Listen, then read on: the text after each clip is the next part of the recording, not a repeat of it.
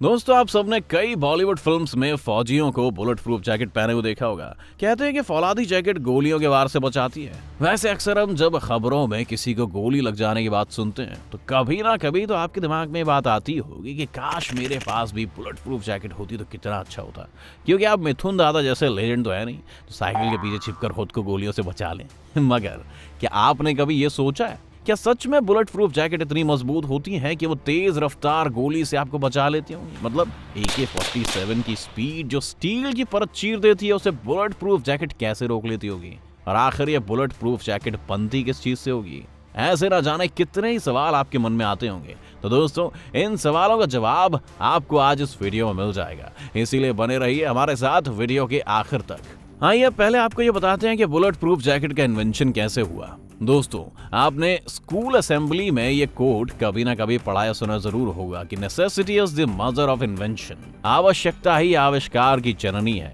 तो बात है पाषाण काल की। चिंता मत कीजिए, हिस्ट्री नहीं पढ़ाएंगे आपको। बस ये जान लीजिए कि जब मेटल या धातु की खोज नहीं हुई थी तब इंसान घायल होने और हमलों से बचने के लिए जानवरों की चमड़ी का इस्तेमाल करते थे और उन्होंने जानवरों की मोटी चमड़ी के कोट या जैकेट बनाना शुरू कर दिया था। हर वक्त बदलने के साथ साथ अब हथियार भी बदल रहे थे, क्योंकि पहले के समय में जंगली जानवर या पत्थर, लकड़ी या हड्डी के बने हथियारों से ही खतरा हुआ करता था। ऐसे में वो मोटी चमड़ी वाली जैकेट सफिशिएंट थी। लेकिन अब भैया मार्केट में धातु यानी कि मेटल आ गए, जिसके बाद प्रॉपर हथियार बनने लगे, यानी कि तलवार, धनुष, भाला वगैरह। अब वो चमड़े वाला कोट तो काम नहीं आने वाला था। तो इन अस्त्र शस्त्रों से बचने के लिए 15वीं शताब्दी में लोहे के कवच बनाए गए, जिसे आपने देखा होगा। एग्जाम्पल के लिए बाहुबली जैसी मूवीज को ले लीजिए। ये कवच बहुत कठोर धातुओं को ठोक पीट कर बनाए जाते थे, जिस वजह से बहुत भारी हो जाते थे। ऐसे में कवच पहनकर सिपाही ठीक तरह से दौड़ नहीं पाते थे, इसलिए कवच बस राजा और उनके स्पेशल सिपाही पहनते थे। अब यार, हर कोई महाराणा प्रताप तो हो नहीं सकता जो इतना वजन लेकर लड़ सके। फिर जैसे जैसे आधुनिक युग आता गया, स्पेशल और ताकतवर हथियार बनते गए जो आराम से उस मेटल वाले कवच को छलनी कर सकते थे, जिसके बाद हथियारों के साथ साथ कवचों को भी अपडेशन की जरूरत पड़ने लगी।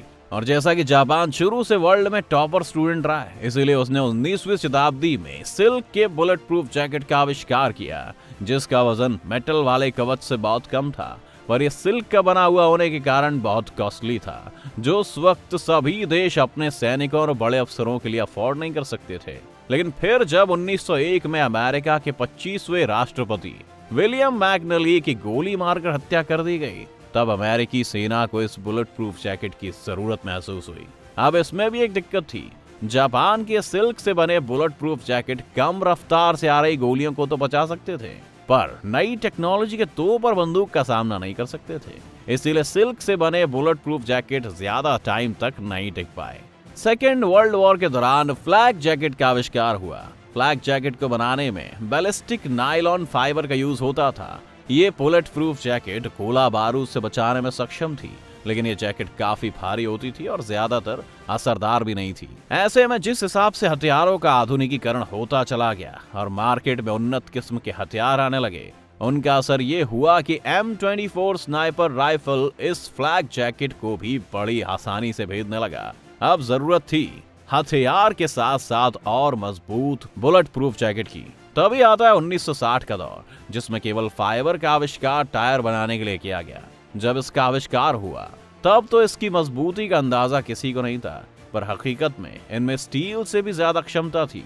जब वैज्ञानिकों को इस फाइबर की पावर का अंदाजा लगा तो उन्होंने इसका इस्तेमाल बुलेट प्रूफ जैकेट बनाने के लिए करने का सोचा, और वो इसमें सफल भी रहे। ये फाइबर वजन में हल्का होता था, लेकिन बहुत मजबूत होता था। दरअसल केवलर वैसे तो एक तरह का प्लास्टिक फाइबर ही होता है, पर यह हद से ज्यादा लचीला भी होता है। इसका लचीलापन ही इसकी असली ताकत है।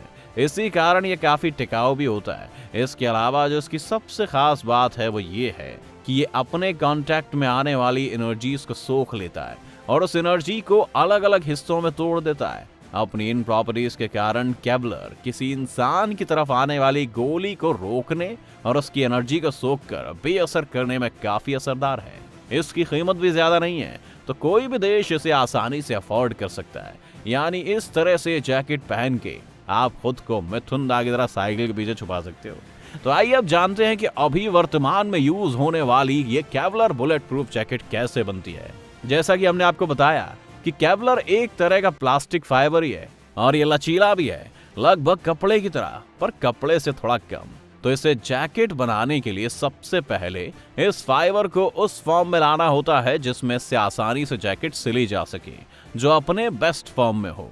इसके लिए सबसे पहले इस फाइबर को केमिकल्स के घोल में डालकर कताई करते हैं। जैसे रुई से धागा बनता है, बिल्कुल वैसे ही, और उसकी मदद से केवलर धागे की बड़ी सी रील रेडी कर ली जाती है।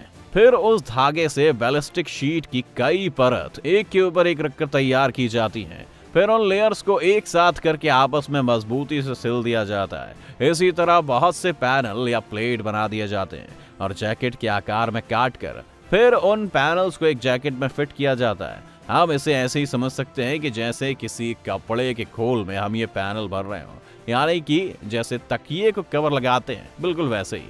जैकेट में पहले से ही बैलिस्टिक पैनल्स को फिट करने के लिए जेबें होती हैं। इन जेबों में पैनल्स को भरकर जैकेट का शेप देते हुए सिल दिया जाता है। इस जैकेट में 2 मेन लेयर्स होते हैं।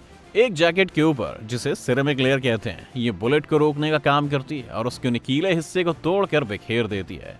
दूसरी लेयर जैकेट के अंदरूनी हिस्से में लगी होती है, जिसे बैलिस्टिक लेयर कहते हैं। ये लेयर बुलेट जितनी स्पीड से आती है, उस स्पीड की एनर्जी को एब्जॉर्ब कर लेती है, जिससे बुलेट प्रूफ जैकेट पहने इंसान को कम से कम चोट लगती है। लेकिन फिर भी गोली लगने से मानो किसी ने जोर का मुक्का मारा हो, ऐसा तो दर्द होता ही है। कभी कभी तो बुलेट अगर ज्यादा स्पीड में होती है तो इंसान अपनी जगह से थोड़ी दूर तक पीछे भी हट जाता है। खैर, इस तरह से एक बुलेट प्रूफ जैकेट बनकर तैयार होती है। अब बुलेट प्रूफ जैकेट तो तैयार हो गई, तो अब आपके मन में ये जानने की क्रेविंग तो होगी कि ये काम कैसी करती है, मतलब गोली से बचाती कैसे होगी। तो आइए जानते हैं कि बुलेट प्रूफ जैकेट कैसे काम करती है। दरअसल जब भी कोई गोली इन बुलेट प्रूफ जैकेट की ऊपरी प्लेटों से टकराती है तो उसकी स्पीड कम हो जाती है। यहाँ बुलेट प्रूफ जैकेट की फर्स्ट लेयर स्पीड ब्रेकर की तरह काम करती है और गोली को छोटे छोटे टुकड़ों में बिखेर देती है। फिर गोलियों की शरीर को भेदने की क्षमता कम हो जाती है, जिससे बुलेट प्रूफ जैकेट पहने हुए इंसान के शरीर के कांटेक्ट में बुलेट नहीं आ पाती है। अब इतनी स्पीड से बुलेट आएगी तो उससे बहुत ज्यादा एनर्जी तो निकलेगी, तो उससे जितनी भी तेज एनर्जी निकलती है उसे बैलिस्टिक प्लेट की दूसरी लेयर सोख लेती है।